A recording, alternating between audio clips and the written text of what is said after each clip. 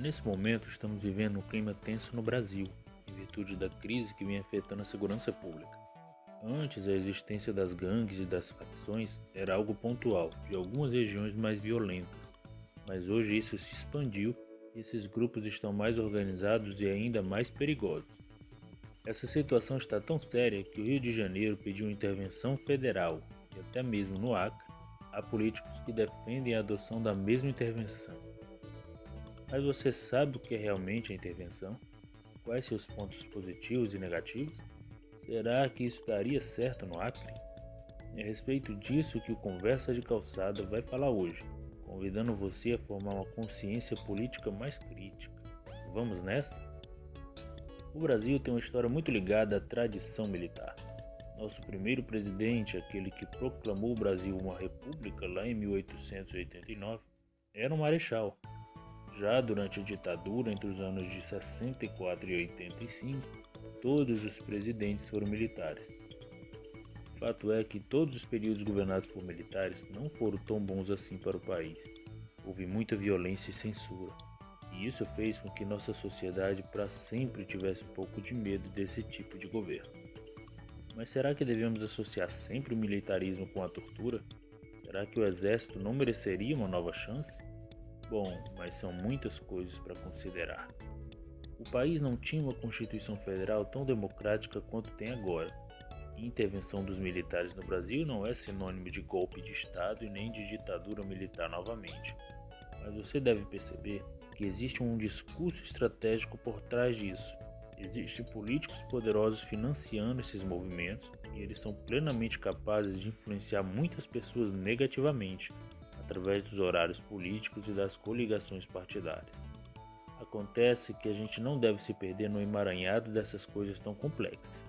O que importa pra gente é construir uma consciência dos pontos positivos e negativos de forma isenta, sabendo relacionar isso à realidade do Brasil de hoje e ao que pode ser feito para diminuir a violência. Mas para começo de conversa, intervenção federal não é a mesma coisa que intervenção militar. Você sabe a diferença? A verdade é que nem sequer existe o termo intervenção militar na Constituição Federal de 1988.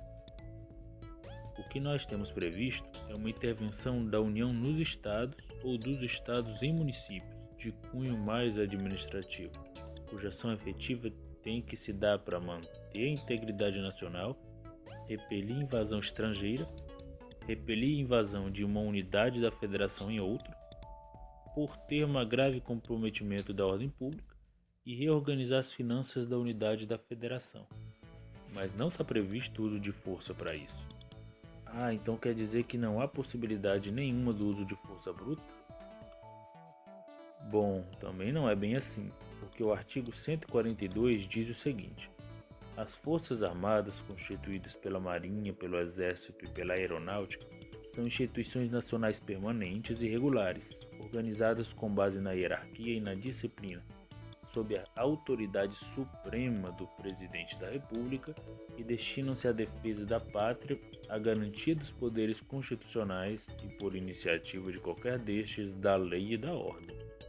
Ou seja, o Brasil pode sim sofrer uma intervenção de fato militar, de forma indireta.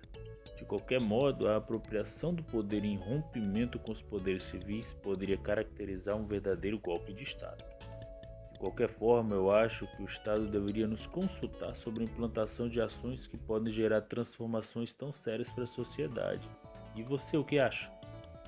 Bom, de qualquer forma, seja federal ou militar, é perigoso querer que seja feita a mesma coisa em outros estados, indiscriminadamente, como por exemplo no Acre.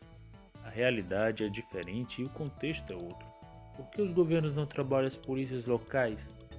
Falta concurso público, falta carro para deslocamento e faltam armas decentes para o PM proteger a sociedade. Não seria mais fácil e mais coerente investir na segurança olhando para quem trabalha com isso em cada região? Temos que ter em mente soluções que enxerguem o fio da meada do problema, para a gente não continuar enxugando gelo e para que a violência diminua sem que diminua a democracia. Quer acompanhar nossos vídeos? Então se inscreve e compartilhe o conteúdo.